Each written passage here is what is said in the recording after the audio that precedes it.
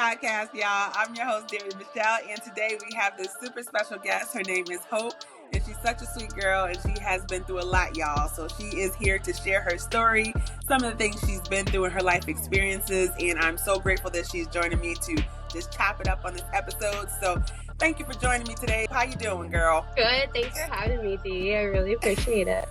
No, I'm glad you're joining me and supporting this show. So, I like to get kind of an icebreaker question out the way. Looking back at when you were a little bit younger, tell me what was one of your silliest fears? That's a great question. So I think it's debatable whether it's silly or not. I still hate them, but I'm not afraid of them. I hate rodents. I used to actually genuinely be afraid because when I first started driving, a rat or mouse or something ran across my gas pedal or whatever. All the roadkill and stuff, nope. So I used to genuinely be afraid. Now I still just don't like it, but if I have to deal with it, I will. I am afraid. I'm with you, okay? Let me tell you this. So a couple years ago, this was the last year I was living in the house with my ex-husband. The day after New Year's, first of all, the house was a disaster, okay? I knew that once we moved into that house, it was going to sink our marriage. That's for a story for another day, right? But once New Year's hit, we discovered we had mice. I thought I was going to lose it. But when I tell you that was the worst, girl, I do not do rodents. Oh my God. If it's not a dog or a little cute puppy, I can deal with kittens and cats. I don't want no parts of it, okay? I don't want no parts of any of it.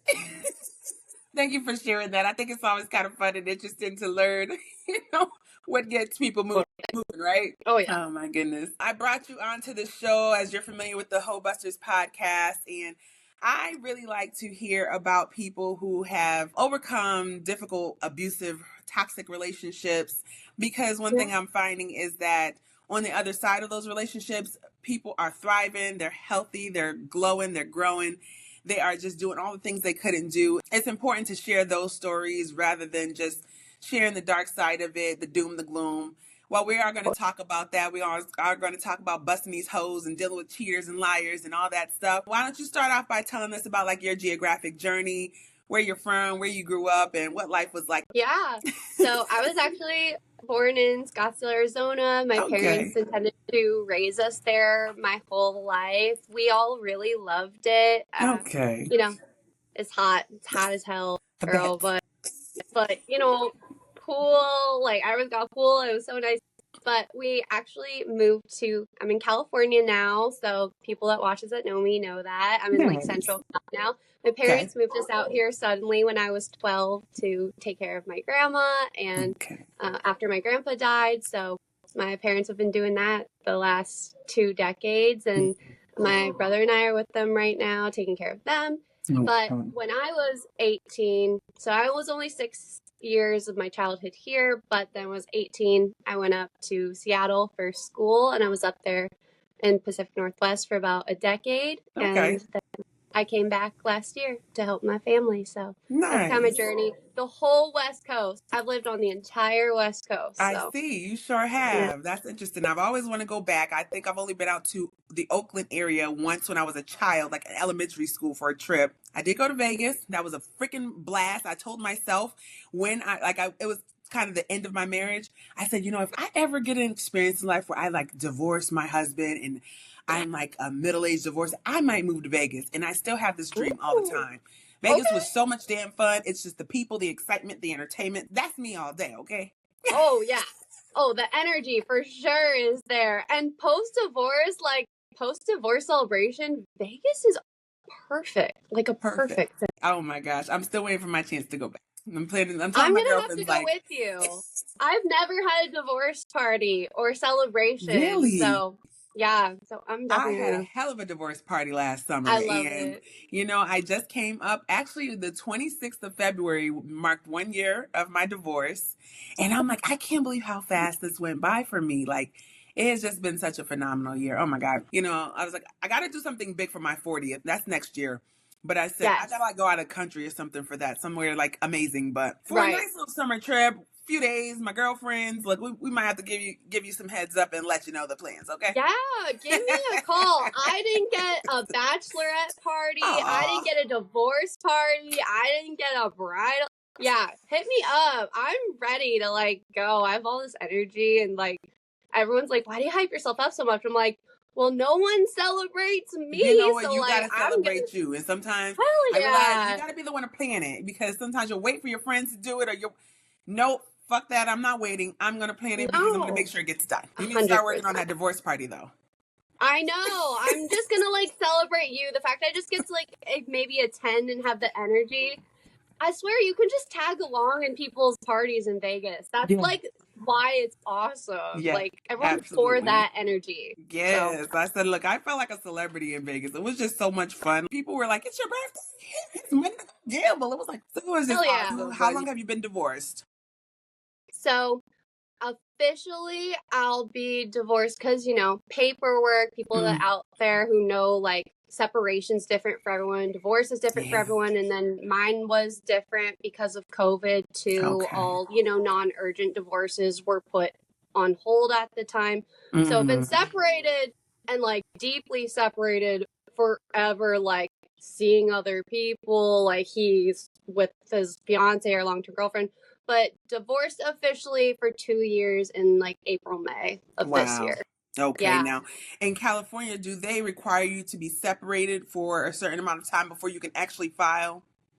So I don't know for California. It was crazy. We got married in Oregon actually. Oh, wow. And Okay. I know. And then we like lived there for a little bit, lived in Washington, moved back to Oregon. It was crazy. And so that law, we just were, because of his job as a nurse and COVID, there were a little bit different policies. But yeah, we were separated, but lived together from like beginning of 2020 to like end of 2021-ish, so like about 2 years. But he was a nurse, so he was at the hospital a lot. I spent like every holiday alone basically. We had our it was really sad, but we always functioned well enough like as roommates, and he was so introverted and I like became introverted during COVID anyway, so separated a really long time since like 2020, and then yeah, officially paperwork went through 2023. I think I was in a stage too because you asked. I think the technicalities are so important in talking about yours, but everyone's are so different. Like some people want to work on it during separation. Some people are just separated, but no, they're not getting back together. Some of it's logistics. We hear people like couples are staying together because rent's expensive as hell. Like don't stay in an abusive relationship, women or men. Like we're not about that here. But I got it. Like rent was a B, especially like in the Pacific Northwest. So yeah, it was definitely, especially during COVID. Like, and I will say, like when we first got separated, I really wanted to work on it. I think he said he did, but maybe not. And you know, unless you personally ask him or he personally reaches out to me on his podcast, we'll never know. But I genuinely wanted to work on it, folks, for like a year that we first got separated. But then after that, I think 2021 was really our, like, mutually we agreed, but that was kind of like our falling apart slowly, or not crashing out, falling apart, but definitely we knew kind of 2021. And so then we officially started paperwork in 2022, and then that took about a year to process. Wow. Okay. Yeah. I know that's got to be like the hardest space. I feel like after you ask for the divorce, you want to start moving forward, but it's like, are we really about to do this? Are we really? And you know what? In the end of my marriage, as I was taking time to prepare myself and like study and learn, what my ex was doing was just not normal. I came across narcissism and codependency and all those things that, you know, are intertwined with it. And when I started realizing what it was, I think it was, she's got a channel. Her name's Lisa something. She's like a narcissistic coach. I'll have to find it, but she has a channel and lots of followers on YouTube. And she was kind of breaking down best case scenario, worst case scenario for breaking up with a narcissist. And I remember her saying that the best case scenario is when you ask for the divorce and they willingly walk away. Like if they walk away, that is your out. And that is just the easiest, best thing that can happen. But what's so much worse is when they come back with trying to, no, let's work it out. I'll go to therapy. I'll do the counseling out, and kind of like and they probably know like this ain't really it, but it's just kind Yeah. of to string you along a little bit further and try to, milk whatever else they can out of you. Yeah. I was so grateful that my ex did not fight. I mean, he just walked away so easily. So I knew like, yeah, he's tapped out too, especially all after these many years. But how did you guys meet, and how long were you guys together? I have been fortunate or unfortunate enough, and I take accountability, folks. Like, I was stupid as hell, and I still am for different areas, but not this. I have self-awareness, hyper self-awareness now. But I'll speak about my ex-husband. That's like my longest relationship technically, but I will say most of my exes probably have been narcissists or high narcissistic tendencies. And Dee and I were going to talk about this later. I think, unfortunately, there's a huge culture shift. It's actually like teaching men to become narcissists. I think that's a systemic issue too. It's not that they don't have to take accountability. They do, because we all do. Mm-hmm. But like, I will not discount that that's being messaged to them either 100%, that entitlement. Mm-hmm. But for my ex, we met like first day of college, work study. And that was kind of it. I was really naive and really insecure. I had just been raped for the first time that year, like a few months prior. I was coming off of not healing, but I was coming off my first year of like full chemo while my senior year, because I'd been diagnosed the year before. And so I was feeling one of my lowest August 2015. I was at a school that it's still good. It's just like a small Methodist college up in Seattle, but it's not where I wanted to go. I went because my parents were concerned after I got sick. And so, yeah, all that had happened. Like, I had lost all my friends. I had difficult senior year. I was in the hospital all my senior year. I had gotten raped the first time of the year. Like, my self-esteem had never been lower, folks, when I showed up that day. I'll be honest, and I think my ex-husband knows it too, and he says stuff about me and I say stuff about him, and that's fine. Like, we're cordial. We have our agreements. Like, I don't know if we'd wish each other the best, but I don't wish any harm on him or his. Well, that's good. At least you're in that space, But, I was at my absolute lowest. And when I saw him, like, I really didn't think he was attractive, but he was so kind. And we were kind of just put in this group for work study, and he was in my group, and everyone else had paired off. And everyone was like, he really likes you. He likes you. And I honestly was just, my low self-esteem. I was like, well, like, I hadn't been treated really well, even in general. I hadn't even been treated like the baseline. Like, we're probably going to talk about that too, but like, I had no context of like what I deserved or what should be foundationally given or like, and then she did all this research, like codependency and psych, and like, I had no idea. I was just like, well, he likes me and he's giving me attention and he's kind and he comes from a good family that's sustained, and that was kind of it. My loyal ass, my insecure ass was like locked in for years because like that's just who I am. And for all the things, good or bad, people could say about me, which is funny that guys are like, where are loyal women out here? And I'm like, well, in front of you. I was loyal as hell. It gets you so much. Not that like I would ever cheat in a relationship, but I should have like woken up so many times. There were so many things, that happened. Like so many pinpoints. I'm like, now, like as an educated adult, traumatized, informed, more confident. I'm not like, VS model level people, but as someone who's in a much better place, who knows herself now, I'm like, hell no. Like, if better, my daughter ever went through some of the stuff, like there were clear points I like definitely should have broken up, but I didn't have. People are like, maybe you don't need confidence or whatever, but I'll just speak for me. Like, I didn't. Like, I thought, especially seeing my parents' marriage, it's their 30th this year. They have the best, happiest relationship I've ever seen, which shocks people when I say it. But that loyalty component and like you just choose to have grit and stick with your person, and the religious trauma and my insecurity and all that combined, I just thought that's what you're supposed to do. no I matter what agree. happens. Seeing your parents in long-term happy marriages does something to you where it's like you almost romanticize this. You fantasize about having the same for Totally. yourself, right? My parents Oh yeah. I think are celebrating 42 years this year. So for Oh, me, it was like, this is what I'm supposed to do. That, like, you know, and it was so funny because totally. my ex, him and my daddy's birthdays are like 2 days apart. They both love the same Oh, sports teams. It was just oh, like, this is like my yeah. daddy again, you know? It's like, You think it's kismet. Like, you think it's, yeah, 100%. he is nothing And like my because I damn was, daddy. Nothing. yeah, my taste in men has changed a lot. And Honey, changed so like, much. Listen, yeah, like I you can, don't want nothing that reminds me of anything from my past.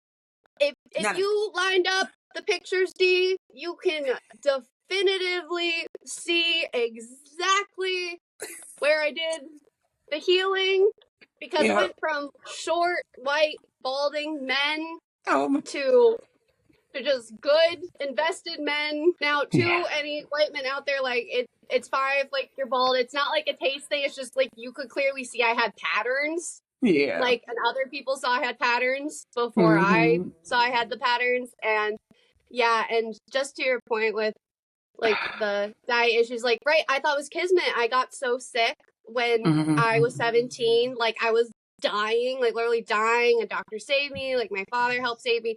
And then, you know, I was hardcore dealing with medical issues, and you go through that. And Dee and I were kind of talking about something earlier, you know, and I'll just say, because it's important to me, when women get sick, their partners are way more likely to leave them. Like, they read you all It's the like a statistics. scientific fact. Yeah. And it's so And sad. when men get sick, women are more likely to stay long term. So absolutely. that was like terrifying to me at 17, right? Romanticizing my parents' relationship. I felt like I had this religious component that they had to be Christian, and I had to make sure they were stable and structured. And this guy, he was becoming my ex-husband. He's a nurse. He's a great nurse, folks. He literally became an oncology nurse. His father's a doctor. His mom was educated in the medical field. His sister was a nurse. Like, it was a medical family. And I think now I can publicly admit it, but yeah, subconsciously I was like, oh, like, this is a good fit, because I was so terrified of my medical status too, like, when I met him. So that makes sense. It sure does. yeah. Something that, you know, I wish I had enough, I guess, foresight to think about or pay attention to when I was younger is the family that you are marrying into, the family that you are connecting with. Like, you don't think that you're just with that man. No, you're with that man, the siblings, the mama, the daddy, some of the cousins at times. Like, you're joining all of that. And Absolutely. for me, the differences between my family and my ex's family, and I don't talk about them often. We actually still have a pretty decent relationship, like me, his mom, his sister, but Good. they're so completely different from my family. I mean, absolute just opposites. To look at that, I realize now that when you grow up a certain way and then you meet someone who grows up the opposite of you, there is going to be so much tension, and you're going to clash in so many different ways where it's just this power struggle. Like, well, my way was, this is how I grew up. This is what we did. You got to adapt to this. You know, we had to struggle. Well, we didn't. So I don't want to. It was just constant push and pull, and it was so frustrating. So now, as I'm like, I'm not even actually really actively dating right now. I've actually just kind of fallen the fuck back because I'm like, this is crazy. I still have a whole lot more healing to do. I just want to focus on my businesses, my kids, my money, stack these coins. I don't have energy for it. But as I am, you know, entertaining people here and there, I'm like, you know, what's your family like? What's your circle of friends like? Because I realize how important it is, even just understanding their friends and the people who they're influenced by. Because my ex, you know, some of his friends, they were in the streets, and, you know, some of them were in all kinds of activities that, you know, make me uncomfortable. And I'm like, realizing like, geez, this is why you do some of these things. This is why you are out stealing. This is why you're out lying and cheating. You're around a circle of people that do the same thing. So now I'm like, oh no, eyes wide open. I want a full picture up front. I'm asking so many questions in those first few days. And I'm just running men off like, God damn, feels like an interview. You're damn right, because I don't have time. Right, to and like, asking your perspective too, like I think too, because people and guys make fun of me for it, but like I stand firm. Like I know that I'm only 28, and people are like, that's so young. Even my parents are like, don't Yes. worry. But it is in some context, So but I think I feel older because of all the trauma I've endured, and yeah. not as much now, but when I felt like my life was on the line for several years, whether it was insurance or abuse or a heart attack or whatever it was, I was like, I don't have a lot of time left for a prolonged period of time. No. So I think like Yeah. I'm an old soul, but really I'm just like an old traumatized hermit. I'm like, I'm less suspicious now, but I'm like, look, the US healthcare system's not phenomenal, and also like Nah. the men out here aren't phenomenal, and like no system's phenomenal, and global warming's like not phenomenal. So like, So so many things yes, stressing us out. I'm young, but I'm also like, because a lot of guys, I think my age, and maybe you can speak for your age, which is why I wanted to ask, are like, of course, like I don't want to get married until like I have a ton of money and I'm settled. Like guys want like 100% prep, you know, the guys that want to get ready, or other guys are like, oh, that's too much, so I don't want to participate. Like people are too extreme. I'm like, if you have Yeah. like 65% of your life set up, like we don't have a lot of time left. I would like a Then solid that's good. 20, Yeah. 30 years with someone. But like, yeah, I would say I think a lot of people my age think they have a lot of time left. And I definitely don't want to be pessimistic. Like I want that a good future. I want the future. Like even your kids, like the longevity. How would you say, like, for people your age, do you think it's just like also the commitment factor, or like people are picky, or like from what I about from think I'm your finding it's like there's a spectrum I'm seeing out yeah. here where it's like you've got some men who want to be married and they want to do it now. So it's like in my Okay. age, late 30s or 40s, Yeah. it's like, okay, you came from being someone's longtime committed partner for 19 years. Oh yeah, so you know how to be loyal. Yeah, let me lock you down. And I'm like, I'm just getting out of some shit. I don't want to be in anything committed at all right now. I'm just Right. exploring, learning what it's like to date and having some fun. Then you've Yeah. got the people on the other end who all they want to do is just fuck. And then it's kind of the people in the middle, I feel like, who are like, I think I want to get married eventually, but I'm not ready. I need this, I need that, like you said. But it's like, Yep. again, at this age, how much more time do you think you got? How much more do you, or preparing do you think you need to do? But now I realize like there is work that you have to do to prepare For yourself for sure. marriage. Like you have to learn Oh, how to absolutely. practice, being able to share, being able to share your space, being able to, share your finances, being able to communicate, being able Yeah. to practice self-control and discipline. There's so many things that go into it. And so I realized I didn't prepare for marriage. Yeah. I was only Same. actually married 5 years out of the 19 that I was with him. And so looking back at it, I wish I had taken time to do like premarital counseling. We weren't like, over the years, we kind of fell out of church. We stopped being very religious. My ex actually became like an atheist. And that was really concerning, where it was like, where'd this come from? He just started getting Yeah. very extreme, and it was like, oh my God. So I even used to find myself sneaking to pray with my kids at night. Now we I still believe in God, dude, feel it. it is hard, but I say at your age too, just make sure you're taking the time to prepare yourself. And I say, I Totally. realize now I want to go into a marriage where we both have our own coming into it. So make sure you Absolutely. got yourself together, you're established, you got your money, your skills, so you can go and get you a decent job and work if anything happens. Because so many people I'm connecting with are like, he wanted me to be a stay-at-home mom. So I spent the last 15 years just raising the kids. And then we got divorced, and I have no skills aside from taking care of kids and being at home. So now I'm It's going true. back to school at 40, and I'm having to get this certification or this degree, and I'm having to figure out how to stack money, and I've got to work 2 jobs. I'm like, oh my God, like we don't always talk about this. It's Yeah, important that we talk about seriously. it 100%. He was talking about finances, ladies. Like, if you're Yeah. divorced, or if you've been through, like, had that discussion with your partner, unfortunately, like, women just get the short end of the stick. And for men that are like, I know, because I know you're going to watch this, I know you're going to criticize us, your opinions are opinions. Like, even if they're wrong, whatever, like, they're valid. I'll validate, like, your We're all feeling about entitled it. to them. But data, women get screwed financially, medically. Like we're left with, unless women prepare, which is why Yeah. there's a big wave of that now. We're screwed in almost every single area. Just that's what And more data than is we not, talk about, oh, like, they got half the house, half of this, if you have something to take. So because a lot right. of women that I'm finding, like I always talk about my circle of friends. I had about 6 girlfriends in that year or so that I was getting divorced, Uh, who were also getting divorced and separated. And the sad part is, several of us, we owned everything. We were the breadwinners. The house was ours. The cars were ours. So I had to kick him out of the house that my parents had bought for us. The 3 vehicles were mine. The bills were all in my name. So yep. I'm left with these debts. I didn't get any. Actually, I was so ready to get out of the divorce, out of the marriage. All I asked for was my last name back. I didn't Mhm. ask for anything. I just was like, I'll eat everything if I could just get this done over with fast as hell. Get my last name, take yours off me. I don't care if they don't match my kids. I want no more parts of you. And I'm still paying off some of those bills and credit cards that we racked up. And, Heck yeah. it's like, oh my God, we don't talk. I caught the short end, but I would still do it 10 times over because now I'm Totally. free. And it was a lot of women who went through that. I had one Yeah. girlfriend whose ex-husband was trying to get her seek like 2,500 a month of spousal support, and I'm like, the Oh my, freaking audacity!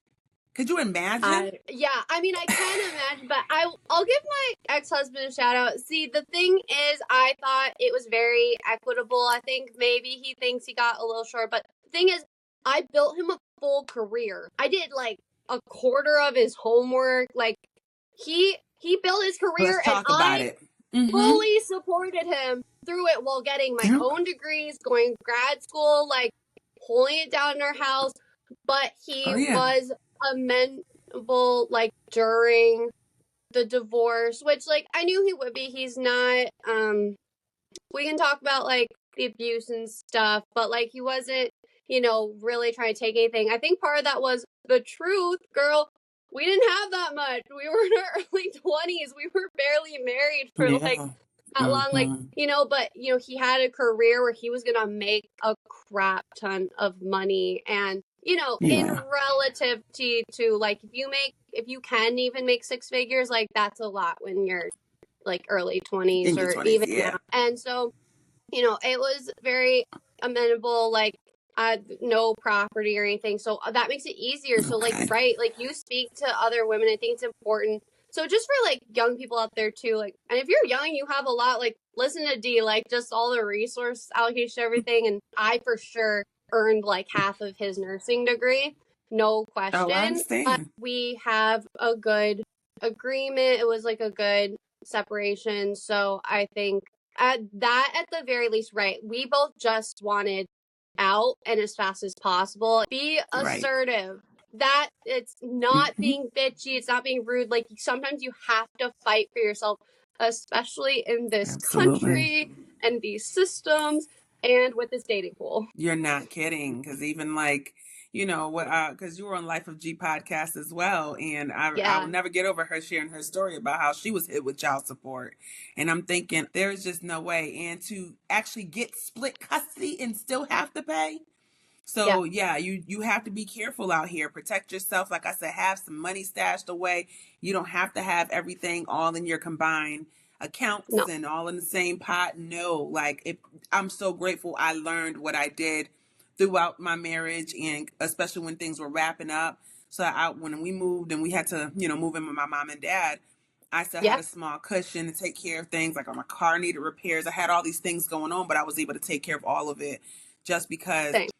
thank God, I was able to prepare and know, like, okay, if this is what's happening, I better make sure I can handle this, and I'm not going to be able to go to him for help. And I was not able to get his help for anything. These are the scary things that you don't go into any marriage thinking we're getting divorced in a few years. Like I Nope. actually just put up a post on my Threads account where I realized on February 26th, like, wow, it's been a whole year. Let me reflect on this year and 5 awesome things that I learned through this time.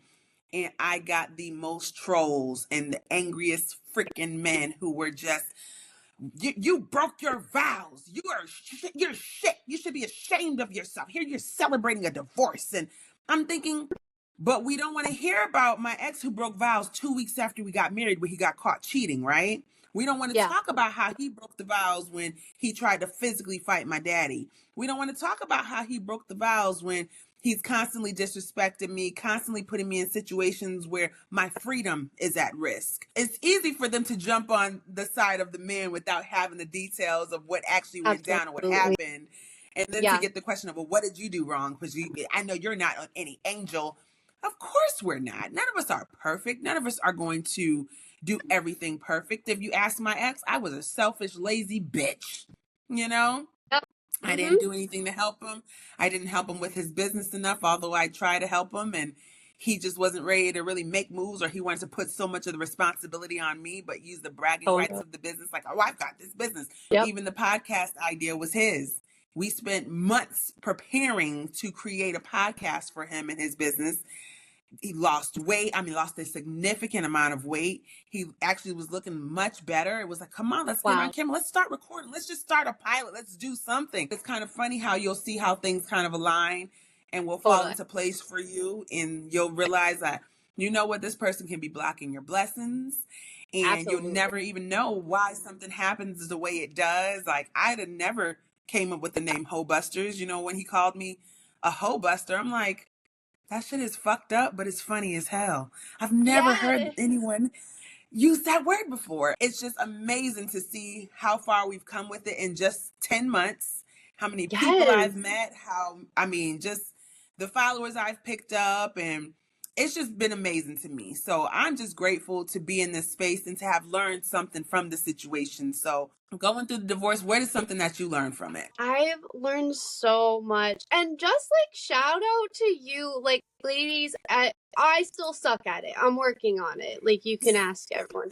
But Dee and I were kind of talking about this even before we started recording. Like it's okay to celebrate yourselves, especially when you are in a position where you're lonely and or alone, because I think those are different things now. Because I think a lot of us were lonely in our marriages. I wasn't alone, but then I was alone a lot afterwards, but then had to learn to not be lonely. But like, just celebrate me and the success of this podcast and the growth of it. But yeah, so that's definitely a lesson all women out there. And I think, learning, it's not that we didn't love ourselves, but I think there's something to be said. There's a reason I think so many women glow up after broken up with or get divorced or whatever. I think it's like, at least for me, I was finally in so much pain after every relationship. It wasn't just my ex-husband. I made a lot of mistakes after him too with other relationships, but each time, right, I walked away, it was just so much pain. I was like, I can't do this again. Now, I got different versions of that. I think we talk about like singleness versus relationship. I think I've accepted like, it's okay. Like, it's okay to want love and relationship and like bonds and all that stuff. I think a huge lesson I learned though, and Dee was kind of mentioning it early in the podcast, is we actually have to be like prepared for those things. Like they're skills, like they're romantic. Party. I love the spark, and I know everyone's heard psychologists be like, if you feel butterflies, it's anxiety, run away. But like, and if they're love bombing you, run away. But then you'll also hear people are like, I met them after 3 days, like we were engaged, and I think it just depends. Right? It just depends who you are. It depends if your work matches up, if your life matches up. I think we really underestimate like investing and not investing in ourselves selfishly. People are like, I'm protecting my peace and I'm entitled, and people use dating apps as the bachelor, bachelorette. That's not what dating's supposed to be. I was actually talking about this with a friend today. Like, it's not supposed to be fun. It's not a phone game. But dating should be enjoyable, and not just dating, but like socializing with people should be enjoyable in a non-professional say. Like, it's just crazy. I think the big lesson, just investing in yourself in the right ways. It's kind of like working out. Everyone should be working out. Come at me, that's fine. In some way, in some accessible, sustainable way that works for you. Like, if you got to exercise in bed, like, great, do that. If like you love the bungee off YouTube, cord, just take a walk around the block. Right. Like, something. I we don't agree. always enjoy it. I'm a horrible morning person, and I've now had to start getting up at 6, and I'm like, ugh, fuck you, bitch. But like to myself, not to anyone else. But it's what's best for me. I think it's hard. I think with dating, we think like it's romance, it's like a heart thing. Relationships are like Yeah. a heart thing. But so many lessons that I think Dee would say, and like so many people that are divorced would say, is, there are really relevant skills and characteristics. And that was like the time, the singleness, to work on ourselves. But I think it's all highlighted a lot more when the person you thought loved you, or maybe they did, or whatever, because there's a lot of versions of that too. Like my ex-husband, I think, is still not sure if he really loved me, said I knew we shouldn't have gotten married. The self-awareness part, learning and self-awareness really came out of the pain of relationships that wouldn't have otherwise. Everything's going to show up differently for everyone. Like narcissism shows up differently. Cheating shows up differently for people. It's defined differently for people. Very and I true. think, like some people aren't hurt by some things, and some are like, I'm divorcing over something. So like, I think the self-awareness part. And ladies, a lot of us are like hyper self-aware. I totally get that. So you have to like go the other way. But I think having a healthy self-awareness of knowing what you can handle and what you can't emotionally and then logistically has been like a really big part for me. Because clearly, like, my heart's dumb as hell, D. Like, it's stupid. I think all of ours is, I do chalk it up to also with being young. Like when you're young, you're just inexperienced. Sure. You just really don't know a lot. It's like you have to go through these situations to learn, like you said, to learn what you'll tolerate, to learn your self-worth, to learn, how to validate yourself, to learn how hard you can go for things. Sometimes you don't realize until you're backed up against the wall, like, damn, I gotta really fight my way through this. I've been so used to having the comfort of falling on someone or relying on someone, or even like you said, when you move out and you've got to handle all your bills on your own. I've got several girlfriends going through it now, like, oh my God, this is killing me. I need a roommate. And I'm just like, shit, as I'm in this process trying to buy a house, I'm like, I lived with a roommate, but living by myself in the real world for the first time, what a ride. Like, I mean, like, I had a roommate, but we weren't like friends or anything. But like, supporting myself. Now, I was like, I can do it, no problem. But sometimes like life's a bitch, and then you just reality hits your ass. I was single when I was in a coma. Luckily, like, my dad, he definitely was the one that like saved my life. But like, I drove myself with 108-degree fever to my own coma because like I was single. I think I got stronger because I needed that. God knew I needed to get stronger in the correct ways. But I just want like other people to know, like, you don't ever deserve to be abused or traumatized, and you shouldn't have to get stronger. I just think the world, unfortunately, makes you, especially this country, and the pain. It's not that it's justified. It's not that it's valid.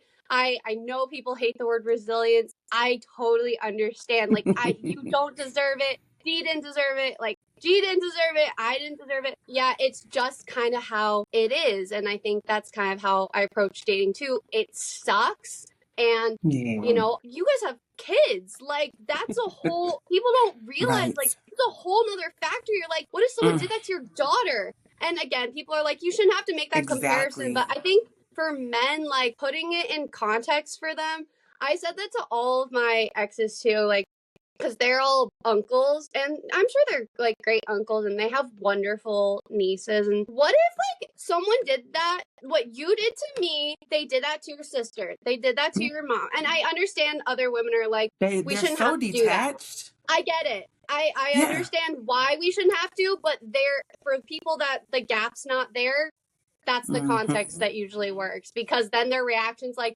don't talk about them. And I'm like, so you recognize, they're not, you acknowledge that it was wrong. I remember saying that to my ex once. I remember having that conversation like at the end of my marriage with my ex, like, what happens when our daughter comes home saying and crying that some man's doing to her exactly what you were doing to me. And his response was such bullshit. It was like, well, I mean, she's going to be grown and she's got to go through the pain just like the rest of us. And she's got to learn and it's going to make her stronger. And that's just going to be, you know, something she's going to have to experience. It's like, you know, God plans all of our lives and maps all of our lives. Oh, now we want to talk God, but you know, God has a plan for all of our lives. And if that's part of the plan for hers, then it just is what it is. And I just remember looking at him like, I'm so glad to be getting out of here away from you. Like, this is not acceptable. This is not acceptable. You would bust down doors for your daughter, like bust heads, like it sounds like you'd protect your daughter as much as possible, like comparatively to, you know, yeah. And because even then, I'm not going to pretend to be like the perfect mom, but the fact that her father can be like, so dismissive about it. Yeah, so, you're not out here like, she's not going to grow to be a strong, capable woman. Like, clearly, because you're her model. And the more I, you know, talk to men, I mean, I have a lot of males who follow the podcast and engage in some of the, you know, videos and episodes with me. The more I learn about them, we are just completely different from them. The way they think, the way they function. I understand why so many women are single and happily single, not having to raise another grown-ass man, not having to carry conversations, having to do the bulk of the communication, having to make the plans majority of the time, having to feel like an option, because I think that's something that's got people fucked up right now too. The illusion of options, where so many men just think that they have so many options out here, but there's so many women with such low self-esteem that they'll give to these men. They'll sleep with them for nothing. They'll give them a place to rest their heads. They'll let them borrow the cars. They'll give them the money. They'll do all these things just to have someone there, just to have some companionship, just to have some sex, and it's like it ruins it for the ones who have standards, the ones who want something solid and want something real, don't want to be, you know, on your roster and you're juggling, you know, all these multiple women at the same time. Because that's when I started cutting people off too. I'm not going to pretend I didn't have a roster at one time, but I started realizing this is kind of getting old. For women watching people out there, to Dee's point, and I'm going to let her finish, like, and Dee will say it too, like, I will never pretend, even as a Christian, and I'm never going to pretend like I didn't have a roster. I didn't have a situationship. Like, let's just keep it real. To your point, you said, like, ruining. I think I agree with that. Like, it's maybe ruining, like, it's not the word I use, but it's the offset, right? Like, as long as there's a available pool. Now, that pool's getting smaller, ladies. I think people are really, like, that's why 4B movement and, like, there's this huge, like, shift in there is culture. That's why there's all these articles I've got a lot of like happily single friends. So I like all these articles like, men can't find anyone, women don't want to find anyone. Like, I know, like, some bitch there's probably a decline in birth rates, we're not having kids. But there's a reason that this is all consistently getting posted. And for men to be like, it's fodder, it's like, clearly it's not if you're like this upset and like we're talking about it this much and it's coming up. But yeah, I just want to let ladies know, like, as a Christian, I'm probably the worst person I know. But that's why I try to work on myself so much. It's not like a holier than thou situation at all. Like, I mess up in dating pretty much every day. And Dee said, like, she was taking a break. Like, I'm taking a break right now and stuff. But yeah, the apps are really like, people are living or thinking they're living their best life, playing Bachelor and Bachelorette like it's the new, like, phone game. It just kind of gets old. Yeah. I mean, I did it for a year. I was a serial dater for a year. I just kind of, I went on so many dates. Like, I'm like, what in the world is this? But I had great stories. I had a ton of fun. But one thing I will say, and I heard this not too long ago on a post, someone had put out a video about it. And the lady was saying, you know, ladies, have multiple people, date multiple people. You don't have to sleep with them all at the same time. But have multiple people that you're getting to know, because the ones who actually are putting in the work and applying the pressure, they're going to rise to the top, and they're going to separate themselves from the ones towards the bottom. And that made perfect sense. There's some who I kept along longer than the others. There's some who fell off immediately after 2, 3, 4 days, a week. It's a wrap. Like, nah, I can't waste my time here. So I'm not against that. But it just gets messy. And then when you're doing that, because as men can't receive you dating multiple people at once. Like, I had my last episode I had with 2 guys. we talked about how you should never assume that when you meet someone that they're not already involved with probably multiple people, right? And I'm Yep. like, oh my God. And I said, but I know so many women who are not dating or involved with anyone. So when they do meet someone, you are the only one. And I say that's dangerous too, because then you can get your feelings caught up so easily. And then you find out they're dealing with 5, 6 other women. And now you're feeling, you're all caught up in your feelings. And, now you don't want any parts of it, because who wants to be number 5, number 8, number 10? Who wants to deal with that? Yep. So I think that is hard now, trying to find someone who is fully available, emotionally available, physically available to have the time with you. When you're juggling that many people, you're not being honest. You, especially Agreed. as women, you have to lie. Because the Yeah. second they find out you're dealing with more than one person, they don't want shit to do with you, or you're just for, some quick ass and I'm out. And Yeah. so 100. it's like, but I can understand needing to filter through people to see, like, okay, who's for real, who's for me, who do I align with? You can't put that out there. You can't. Yeah. And so that I felt agree. bad for me, where it's like, God, I'm lying. I shouldn't have said that. And I'm now putting my kids like, hey, I'm too busy with my kids tonight. No, I'm actually busy with Mark tonight. Sorry. I'm going to go see James. I can't think say that. that's And I don't want to mess up my yeah. spot wherever I might fall with you. So it's just this fucking game. And it got exhausting and it got tiring. And I was like, you know what?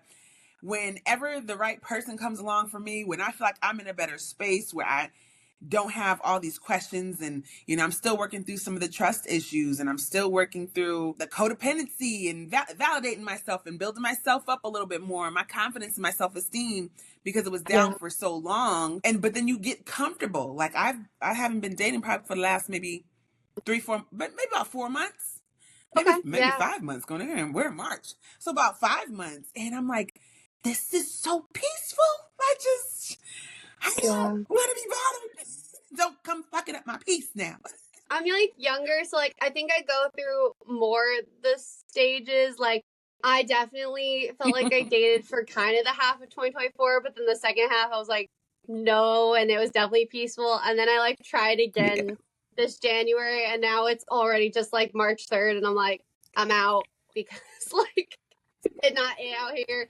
But you said something I thought was so interesting, and I think it relates to like this culture of cheating and narcissism. And again, guys can come for me. Like, yes, women do cheat too. But I think Dee made a distinction earlier. Like, there's a bad hotem, and then like, if you're safe, you're getting tested, and like whatever, Yeah. like people say a hoe phase, like that's what people That's a said to me. must. If you're doing healthy and you're in a dynamic with people and you agree on conditions and terms and everyone's in the clear, like great. Yeah. What I thought was so interesting is, for me, not all guys, we get it, not all men, not all women, but like guys on the large, like in general, give off a I'm highly emotionally stunted, just down for a good time vibe.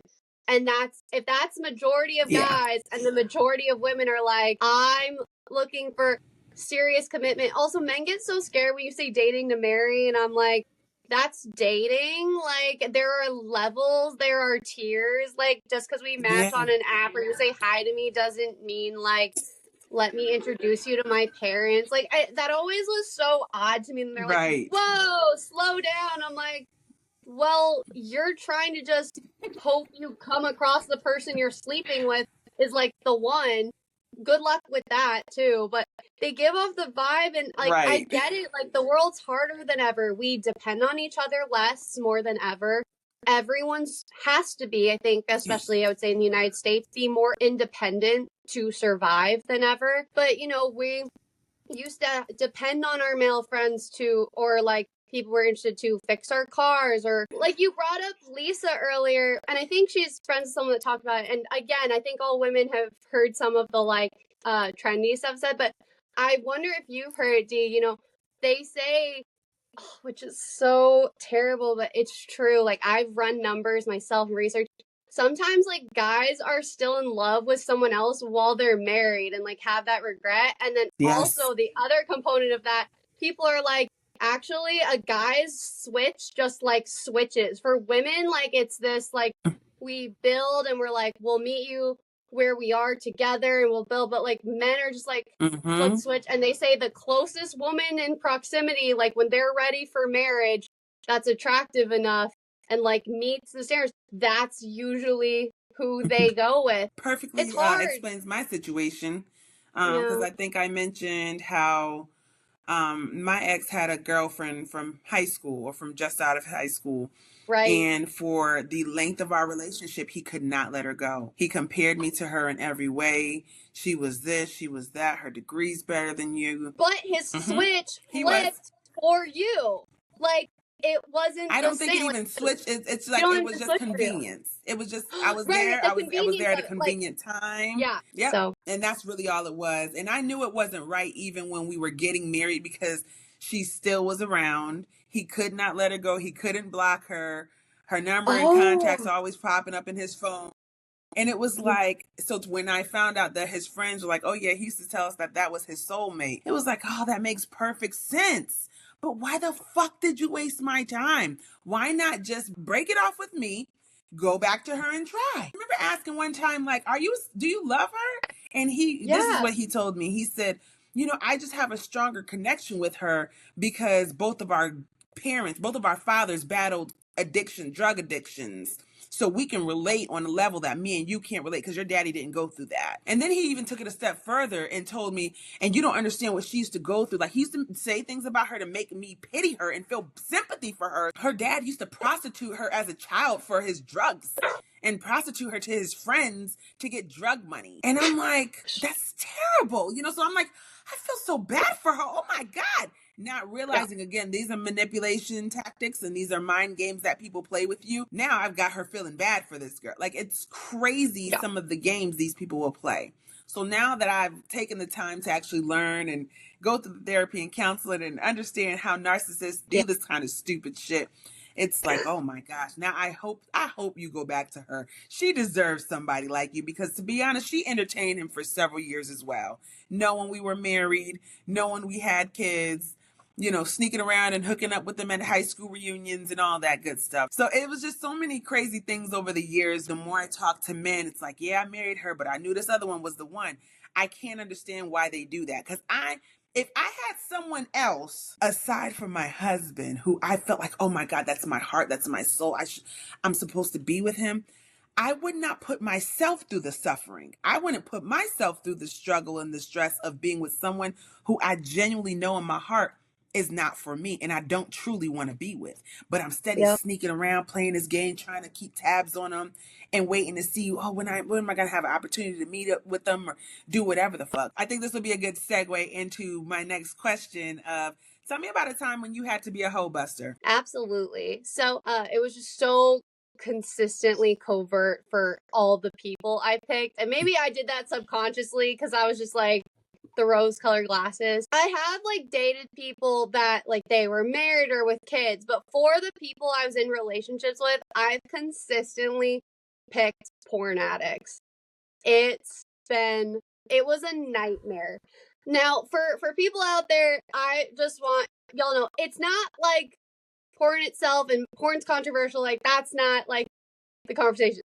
The addiction, and if you're married or you say you love someone, or I should have picked up on it, but literally the night my ex-husband met my father, it was the first time him meeting my father and talking through it, thinking we were serious, and I found it on his phone as we were driving away that night. And again, to the people who watched the whole podcast, clearly that was a sign. I should have been goodbye, I'm out. Is that one of your deal breakers? Yeah, I'm not even gonna lie to y'all. I was like, marriage, because my parents had that. So I was like, when I'm in it, I can make it work. And that's what I really want that. The truth is, my ex-husband and I were not a match, but maybe I love the idea, but I loved being a wife.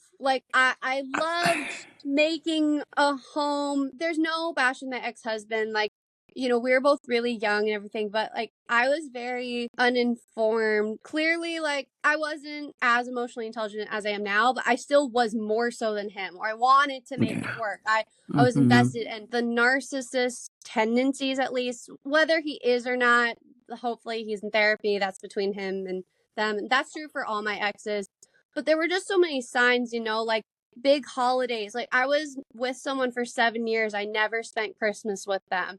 My birthday was never celebrated. I felt gaslighted a ton, sleeping through stuff, or I would find porn and they wouldn't care, or they'd say I'm overreacting. Or with my ex-boyfriend, because my ex-husband was still very intelligent, and I think the way unfortunately that it kind of worked is his mom mediated sometimes, which was so awkward looking back and wrong. Like we got into a big fight or whatever. Like the moms really, it seems like, step in if they have that bond or like issues there.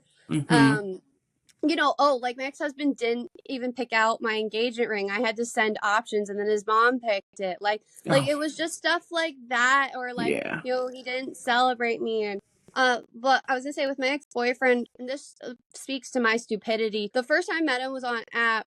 He ghosted me in August of like 2022. He's in the military, or was. Okay. And then he showed back up in, February of 2023. I was like, ladies, it's up to you, people, if you take them back after ghosting or not. I don't anymore because of this specific situation and others. Then, we started talking, and then he wanted me to be his girlfriend, and we did that like April 2022. He went away on deployment for like a month, got back, broke up with me, but then stated he wanted to try again. Oh my God. And y'all, I took him back. I took him back like in July of 2023. And then July 2023, like we thought we were in love. I really thought I was the one. So then October, he asked me to like get a house with him and move in. And I'm like, yes, of course. Like I'm excited. I thought it was the love of my life. October 2023. A month later, November 2023, he was like, I'm a huge porn addict and I've been doing it every single day since I met you, maybe multiple times a day. I was just shattered. And y'all, I still stayed, and we still went to his parents on I think it shows too, and I will never say it for other women, but my naivety and like the potential and the hope. And honestly, I think my parents kind of like, it's like dentist named Denny. Like they literally named me Hope, and I'm like, you can't be an asshole and be named like a thing from the Bible. Like it's just unappealing to the world. I think I always was the potential girl. It's like, we have so much potential. We have the connection. Like he told me about the addiction, November 2023. And I'm like, we'll work through this in counseling. But we went, my ex-boyfriend and I, we went to his parents' house. Family's wonderful. I don't keep in like great contact, but like was really good with them. Wonderful family. And he slept through Christmas. I spent time with his family, loved them. Like they wanted me to come on vacation. They're like, he's never brought anyone home like this. Like it was fantastic. Like I had a great time. Midwest people, like they're salt of the earth. Like comes from a great family. So spend the Christmas break there. Awesome. And then we're flying to my parents for New Year's. And I have a voicemail. He like says he loves me. It's amazing. 2 days before he breaks up with me, New Year's Eve, in front of his family, at blindside, out of the blue. We just woke up day before I was supposed to go see my parents, like fly out together. Oh, and this was also after he asked me to spend more money to stay longer at his parents. So we extended the trip after the Christmas break and all this great stuff, and then just wake up the last day before we're supposed to go meet my parents for New Year's. He's like, I just can't do this. Yeah, he's like, I just can't do this anymore. Breaks up with me in front of his family in Kansas. I'm by myself, out of the blue. Oh, no. There's no major airport. Yeah, I was absolutely stunned. And like for people that are like, Yeah, I think for people too that are like either gonna say that's not narcissistic or like how do you know it's narcissistic? The point is like D's for sure like full narcissists, the consistency. I think there are men, especially because we were younger. He was younger, Okay. and when I was with my ex-husband, younger, and like the people I fell in love with, like younger. I think we like having narcissistic tendencies consistently enough. Maybe you don't want to like be identified as a narcissist, Oh, but if never. there's emotional like unhealed patterns you're not addressing, I think Yeah. that's selfish enough that you're a narcissist. And it's not saying like you're And no the lack of these I can't speak. accountability. Yeah, Yeah. but I'm not saying they're bad people. Like they're good people. They're someone's match. But like if Yeah. you keep like participating in unhealthy patterns and using people along the way knowing you're not healing, that is narcissistic. And when you're younger, I get it, like the labels and the terminology and maybe you're not familiar with and people think like gaslighting's become trendy or whatever, but it's just that's why it's important when we discussed earlier like that self-awareness. And Yeah. then also when like my ex broke up with me after this whole thing, Mm, mm, and I mm. figured out he had lied to me because he said, yeah, I did this to other girls, and that's not what he had told me like beforehand. And so I think it's important. Like I'm not labeling them like full on narcissists. Like narcissists aren't always, I'd say, like inherently bad people. Like that's not what it's Right. about. It's that you're choosing to continue to do this and or that you don't care that you're doing it. Right. They lack empathy all around, and Yeah. like you said, they just don't care. And Yeah. I'm just so sorry you had to go through that, Hope. You're such a sweet girl. You have been through a lot in your life. You have a beautiful spirit, beautiful energy to you. You're a smart girl, and it's just a shame that, we have to go through these types of experiences, but I'm glad you're still smiling on this side of it. And I'm very grateful that you came onto the show to share your story and share some of your experiences. I know it's not easy when you're kind of pouring through some of these moments and these memories, and I just still can't get over this fool breaking up with you in front of his family on New Year's Eve. I That mean, is crazy. it's such a great story now. Like everyone has the same reaction, and I think everyone feels that way. Like the time doesn't necessarily heal the pain, but like I think how Right. we deal with it does. Like you starting this Mm-hmm. podcast, and Dee was saying like she's sorry I had to go through it, and I'm sorry to everyone else. Like I feel like every girl's like I can top your crazy story, but like Yeah. it's awesome because like I feel so equipped. Now I still suck at so many other things. Like I'm autistic, like I suck at still like sometimes not trauma dumping on guys or trying to make friends as an adult. I suck at that. Like I suck at plenty of other things. But I think it's great because I know there's other women suffering and like their gifts not necessarily to share publicly with the world like you do Yeah. and facilitate this. And so if my pain or my stories or yours, I hope that people use it. I hope you take what you want and leave what you don't. My stubborn ass wasn't going to learn unless it was these extreme situations. Like, because I would Made you have have to go stayed through with it a couple them. times. Yeah. I would have stayed with these people for You like know what? you stayed with your Yeah. ex for so long and you held it down, like you have kids and everything. Like I would have been that too. Like if it Yeah. weren't for women like you and like people can't get out as soon if we don't talk about it. People don't feel like they have the relatability, the comfort. Like I'm sorry for what you went through too, but clearly you're like I feel like that was my journey. This is what I do with it now. So Yep. I'm totally sorry for other women. Through the conversations, you will learn that there's somebody who's had it worse than you, and it almost Always. gives you a better sense of like gratitude and being able to almost accept where you are and just say, you know what, my situation was bad, but damn it, it wasn't that bad. And then what doesn't kill you makes you stronger and all that good stuff we hear. I love being able to talk about it, and I love being able to connect with other people and hear those stories. And again, just share this information and what we've learned through it in hopes that someone out there is listening and could say, you know what, this sounds like exactly what I'm going through, and I don't want to follow her footsteps. I'm going to cut this shit off now because I hope someone... people learn from, not yours, but like, I think even being young, so like, I hope people learn from my stupidity before and your like 30s, my naivety and my you still got your good years, girl.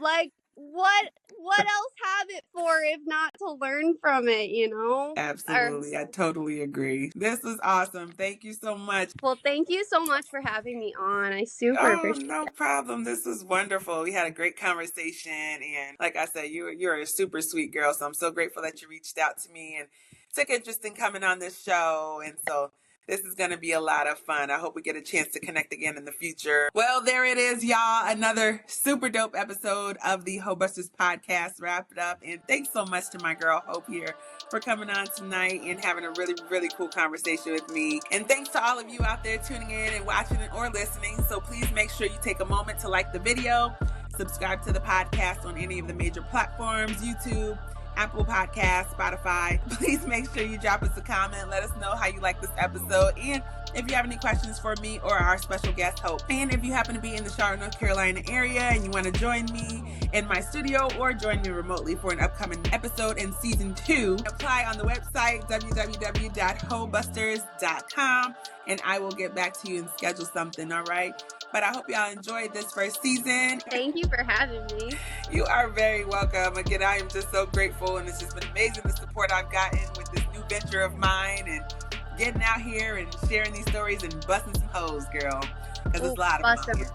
Bust them forever. Thank you. Take care, sweetie, and thanks again. Peace, y'all. You too.